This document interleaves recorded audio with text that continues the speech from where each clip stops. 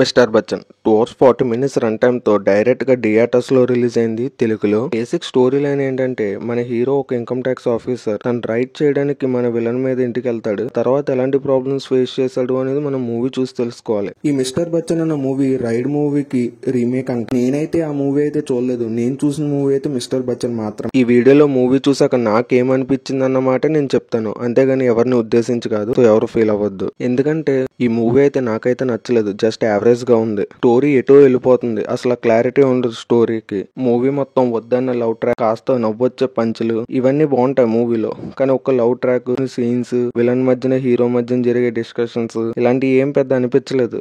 ఈ మూవీలో ఏదైనా బాగున్నదంటే అది రవితేజన్ ఎనర్జీ, హీరోయిన్ అందం, సత్య గారి కామెడీ, ఇవి తప్ప సినిమాలో నాకేం పెద్ద నచ్చలేదు. ఈ మూవీలో ఏదైనా బాగున్నదంటే అది రవితేజన్ ఎనర్జీ, హీరోయిన్ అందం, సత్య గారి కామెడీ, ఇవి తప్ప సినిమాలో నాకేం పెద్ద నచ్చలేదు. ఫ్యామిలీతో చూడొచ్చు అంటే చూడొచ్చు. పెద్ద కంటెంట్ ఏం లేదు. ఈ వీడియో మీకు నచ్చితే లైక్ చేసి ఛానల్ సబ్స్క్రైబ్ చేసుకోండి.